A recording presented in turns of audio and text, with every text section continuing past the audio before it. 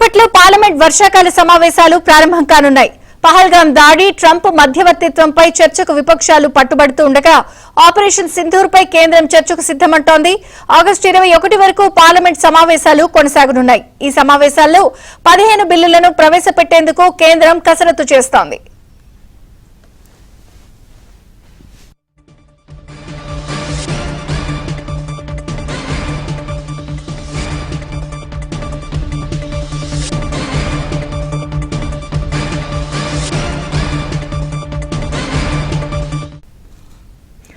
August 21 వరకు కూడా parliament సమావేశాలు కొనసాగబోతున్నాయి. అలాగే ఆపరేషన్ సింధూర్ పై కూడా చర్చకు సిద్దమని కేంద్రం గ్రీన్ సిగ్నల్ ఇచ్చిన నేపథ్యంలో పార్లమెంట్ సమావేశాల అప్డేట్స్ ఢిల్లీ బ్యూరో చీఫ్ కృష్ణని అడిగి తెలుసుకుందాం. కృష్ణ, 15 బిల్లులు ప్రవేశ కూడా పెట్టేందుకు కసరత్తు జరుగుతుందంటున్నారు, అప్డేట్స్ ఏంటి? విజయ చంద్రిక, 11 గంటలకు పార్లమెంట్ వర్షాకాల సమావేశాలు ప్రారంభం కాబోతున్నాయి. ఆగస్టు 21 వరకు కూడా ఈ సమావేశాలు జరగబోతున్నాయి. అయితే ఇది వాడివేడిగా ఈ సమావేశాలు జరిగే అవకాశాలు ఉన్నాయి. ఆపరేషన్ సింధూర్ జరిగిన తర్వాత జరుగుతున్నటువంటి తొలి పార్లమెంట్ సమావేశాలు.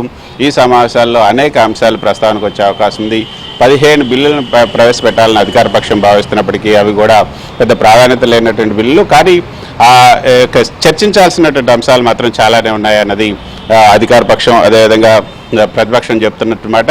కానీ ఆపరేషన్ సింధూర్ పైన అసలు జరిగినటువంటి విషయాలు ఏంటి, ఏమేం జరిగింది, నిజాలేంటి, అసలు ట్రంప్ పాత్ర ఎంత దీంట్లో, వీటన్నిటితో పాటు యశ్వంత్ వర్మ ఇంపీచ్మెంట్కి సంబంధించినటువంటి అంశంతో పాటు అనేక అంశాలు చర్చకు రాబోతున్నాయి. అయితే మన తెలుగు రాష్ట్రాలకు సంబంధించినటువంటి అంశాలు కూడా ఈ పార్లమెంట్ సమావేశాల్లో చర్చకు వచ్చే అవకాశం ఉంది. ఆంధ్రప్రదేశ్కి సంబంధించి అయితే ప్రధానంగా లిక్కర్ స్కామ్కి సంబంధించి ఎంపీ మిథున్ రెడ్డిని అరెస్ట్ తర్వాత జరిగినటువంటి పరిణామాలు, వైసీపీ ఎంపీలు అయితే చాలా తీవ్రంగా ఈసారి ఆందోళన వ్యక్తం చేయబోతున్నారు. వారి నిరసన కూడా పార్లమెంట్లో, పార్లమెంట్ బయట, పార్లమెంట్ లోపల కూడా వ్యక్తం చేసే అవకాశం ఉంది. సో దానికి కౌంటర్గా టీడీపీ ఎంపీలు ఏం చేయబోతున్నారు, తర్వాత టీడీపీ ఎంపీల వ్యూహం ఏ విధంగా ఉండబోతుంది, టీడీపీ ఎంపీలకు పార్టీ అధినేత చంద్రబాబు నాయుడు ఎటువంటి దిశానిర్దేశం చేశారు అన్న విషయాలన్నింటినీ కూడా మనతో వివరించడానికి parliamentary party, Telugu Desam parliamentary party నేత లావు శ్రీకృష్ణదేవరాయలు మనతో ఉన్నారు. వారిని అడిగి మరిన్ని రోజులు తెలుసుకున్నాం. సార్ నమస్తే. సో ఈ రోజు నుంచి జరగబోతున్నటువంటి పార్లమెంట్ సమావేశాల్లో నిన్న అఖిలపక్ష సమావేశంలో కూడా చర్చించారు. ఏ అంశాలు చర్చించారు? అఖిలపక్ష సమావేశంలో ప్రతిపక్షాలు ఏమి కోరాయి? ముఖ్యంగా ఈ పార్లమెంట్ సమావేశాల్లో రైతుల గురించి ఎక్కువగా మాట్లాడాలి అనేది ముఖ్యమంత్రి గారి వైపు నుంచి కూడా మాకు దిశానిర్దేశం ఇవ్వటం జరిగింది. మనం ఈ సంవత్సరం చూసాం, ఆంధ్ర రాష్ట్రానికి సంబంధించి అత్యధికంగా వర్షాలు పడ్డాయి. మన రైతులు కూడా అత్యధికంగా ఉత్పత్తి కూడా చేశారు. అయితే రేట్లు మాత్రం అంతంత మాత్రంగా ఉన్నప్పుడు రాష్ట్ర ప్రభుత్వం ఖజానా నుంచి డబ్బులు ఖర్చు చేసి ఆ రేటు నిలబెట్టే పరిస్థితి ఈరోజు చూస్తూ ఉన్నాం. దీంట్లో కేంద్రం కూడా పెద్ద భాగస్వామ్యం తీసుకోవాలని చెప్పి కోరేందుకు ఈ పార్లమెంట్ సమావేశాలు వాడుకోబోతూ ఉన్నాం. అలాగే రెండవది ముఖ్యమైనది, ఏదైతే నదుల అనుసంధానం ఉందో దాని గురించి ముఖ్యమంత్రి గారు ఇప్పటికే వచ్చారు, ఢిల్లీ వచ్చారు, మాట్లాడారు. జలశక్తి మినిస్టర్ గారితో కూడా మాట్లాడారు, ఫైనాన్స్ మినిస్టర్ గారితో కూడా మాట్లాడారు. ఇది చాలా అవసరం అని చెప్పి, అలాగే ప్రధానమంత్రి గారు కూడా కెన్ బిట్వాది చేస్తూ ఉన్నారు. దాంట్లోనే దాంతో భాగంగానే కేవలం ఆంధ్ర రాష్ట్రం నుంచే కాదు, లేదా 1-2 ప్రాజెక్టుల గురించే కాదు, దేశం మొత్తం మీద కూడా నదుల అనుసంధానం పైన ఒక చర్చ జరగాలి. ఆ చర్చ జరగాలంటే పార్లమెంట్లో జరిగితేనే దానికి ఒక అర్థవంతంగా ఉంటుందని మా ఉద్దేశం. దాన్ని కూడా మాట్లాడబోతా ఉన్నాం. ఈ రెండు, అలాగే వీటితో పాటుగా జల్ జీవన్ మిషన్ కానీ దాంట్లో వచ్చిన డబ్బులు చాలా మటుకు వాడకపోవటం 19 నుంచి 24 దాకా, ఇలా ఈ టాపిక్స్, వీటితో పాటుగా ముఖ్యంగా ఆపరేషన్ సింధూర్ తప్పించి ఆపరేషన్ సంబంధించి నేను కానీ హరీష్ గారు కానీ ఈ డెలిగేషన్లో వేరే దేశాలు వెళ్ళడం జరిగింది. ఆ దేశాల్లో నేతలను కలవటం జరిగింది, అక్కడ వారితో మాట్లాడటం జరిగింది. ఇండియాకి సంబంధించిన సిట్యువేషన్ని, ఇండియాకి సంబంధించిన స్టాండ్ని అక్కడ ఎక్స్ప్లెయిన్ చేయడం జరిగింది. దీన్ని పార్లమెంట్లో కూడా మాట్లాడదలుచుకున్నాం. మీరు మీ పార్టీ జాతీయ అధ్యక్షులు సీఎం చంద్రబాబు నాయుడు గారు టీడీపీ సమావేశంలో జగన్మోహన్ రెడ్డి నేర చరిత్ర, అదేవిధంగా జగన్మోహన్ రెడ్డి విధ్వంస పాలన, వీటన్నిటిపైన జాతీయ స్థాయిలో కూడా అతన్ని ఎక్స్పోజ్ చేయాలని మీకు దిశానిర్దేశం చేశారు. దానికి సంబంధించి ఏం చెప్పండి?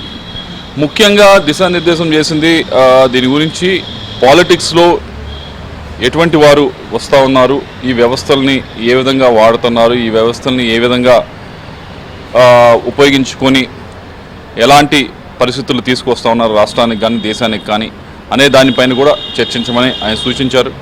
ముఖ్యంగా చూస్తూ ఉన్నాం, మొన్న కూడా మీరు చూశారు, ఏదైతే ర్యాలీలు తీసినప్పుడు ఒక మనిషి కారు కింద పడి చనిపోవటం అనేది, దాన్ని కనీసం పోలీసులకి కూడా తెలియనీయకుండా ఒక 4 రోజుల తర్వాత ఏదో ఆ వీడియో బయటకు వచ్చిన తర్వాత అప్పటికి కానీ తెలియని పరిస్థితి.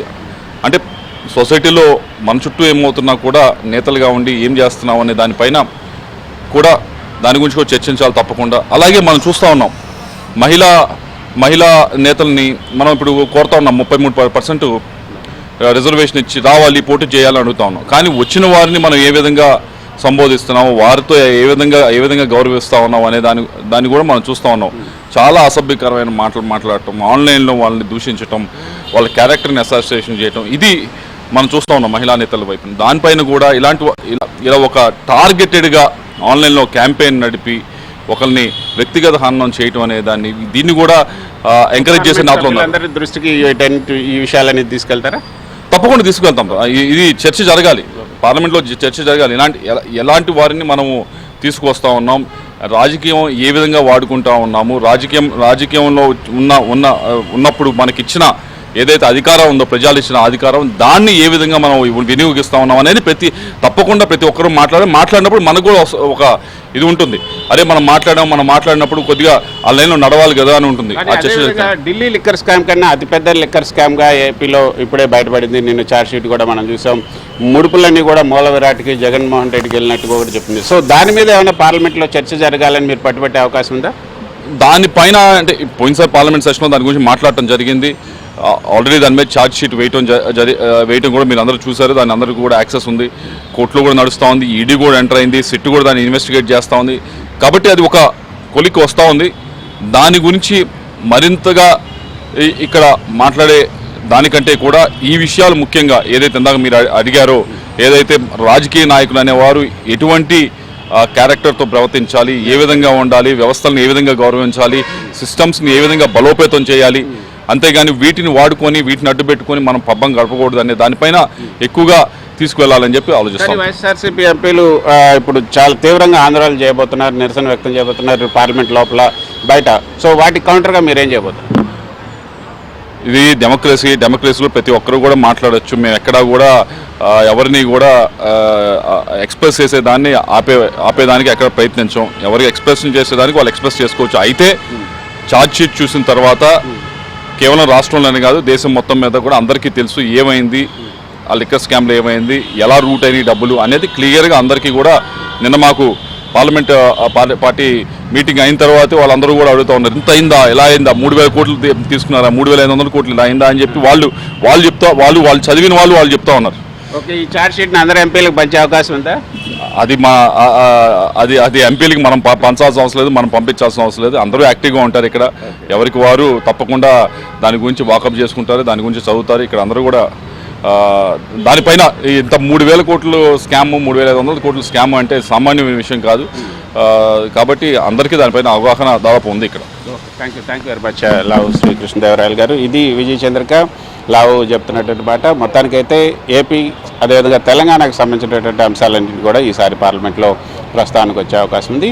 ముఖ్యంగా ఆపరేషన్ సింధూర్ పైన యశ్వంత్ వర్మ ఇంపీచ్మెంట్కి సంబంధించినటువంటి అంశాలపైన కూడా ప్రతిపక్షాలు అధికార పక్షం మధ్య వాగ్వివాదాలు జరిగే అవకాశం అయితే ఉంది. విజయ్ చంద్రిక. Thank you Krishna.